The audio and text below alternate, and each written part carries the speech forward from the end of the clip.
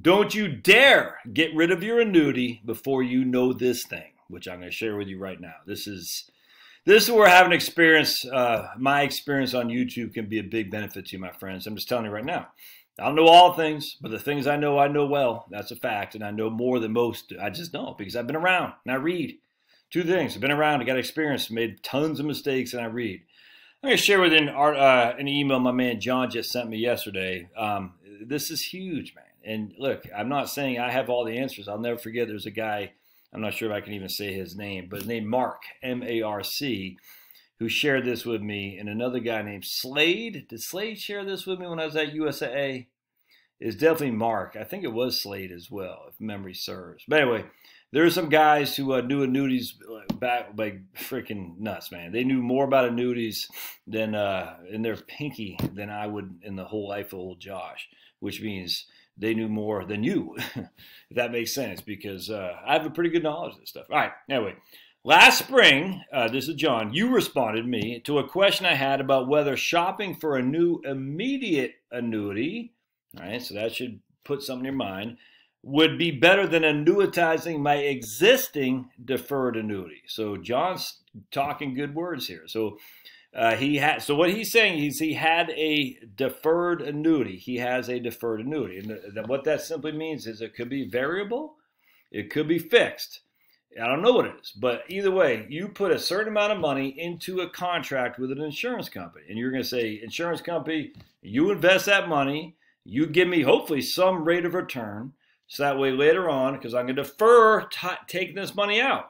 And some days later on, I'm going to turn that into an immediate annuity where I immediately annuitize it for an income stream. That's what it is. I'm deferring. Well, at some point, I'll no longer defer. I'll take it as an annuity immediately, which means I get a monthly check, however the contract reads. But the contract is based when you signed it, not based on the law of the land today. The amount they give you is when you sign the contract. So hear me out. Since 1981, I have a deferred annuity. Original rate was 14.5% per year based on treasuries with a minimum of 5.5%.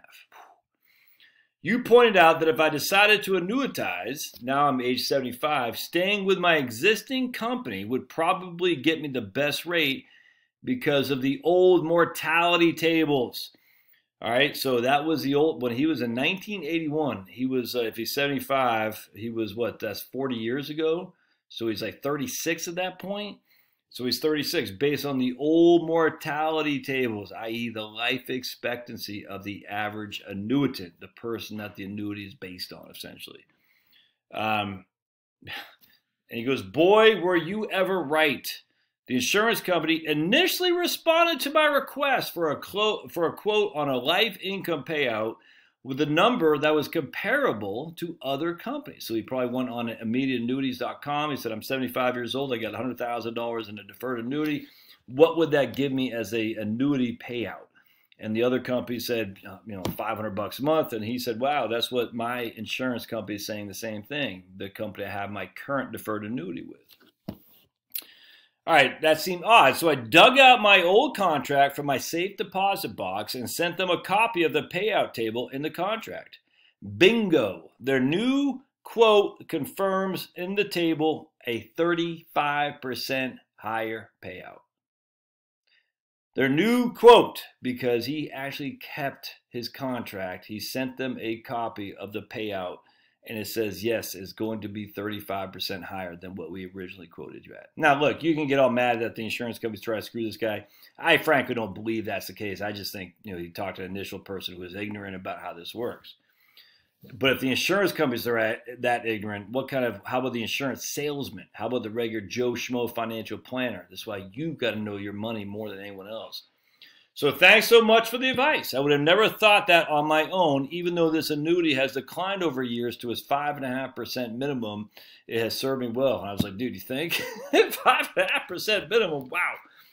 And so I said, whoa, that's fantastic. And I said, John, what were they doing? They were initially trying to quote you a lower payout amount, not what your actual contract stated. And he said, they probably just used the current mortality table for their first quote. When I asked the customer service rep for a second quote, this time based on the table of my contract, she replied that would require them to go back into the microfilm. I offered them to send a copy of my contract via email, and they were happy to accept that and honored the table in the contract. So good on this insurance company. I'm not sure I want to name it, actually, but I'm not actually all that familiar with the name of the company, frankly. So either way, good on the insurance company for recognizing, I don't want to say their error, but just their mistake, and honoring what they need to. Now, what if John didn't catch him? What if John didn't know? What if John surrendered it because an insurance salesman said, oh, we got a better payout than that by, friggin' 20 basis points? What if? 35% more income just because he knows how this stuff works. Ah, man, this is great, man. I love it. I love it. And John is going to be better off for this. So the issue is, if you've taken an annuity out before essentially the turn of the century, I don't care if it's a variable or I don't care if it's a fixed. If you have a deferred annuity contract, I hope you kept your contract. If you're going to turn that into an income stream, i.e. annuitize it, all right, you need to look at your contract to see what the payout table is. It's based on older mortality rates when people were dying earlier.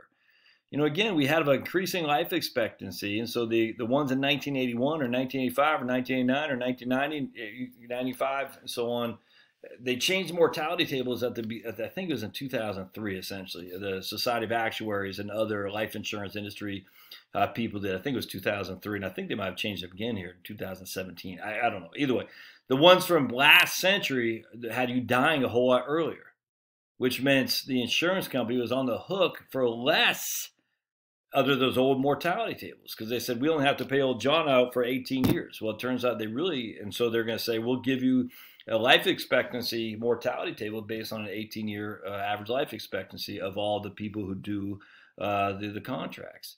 Well, it turns out today, John wasn't going to die in 18 years. He's going to die in 23 years. So the insurance company now has to write new tables for new contracts saying, we expect you to live 23 years, which I'm just pulling that out of the air. I don't know that's the exact number, but essentially, if I don't have to pay you for 18 years, I can pay you more because you're not going to be around that long. If I got to pay you for 23 years, I got to pay you less than I would 18 because I got to pay you more. You see what I'm saying? So John's the best of both worlds. He's going to be around longer and he gets paid more. This is what happens to those older annuity contracts. Love to hear your thoughts on this. This is a big deal. All right. You have questions, put them in the show notes. It's a big deal. Thanks now.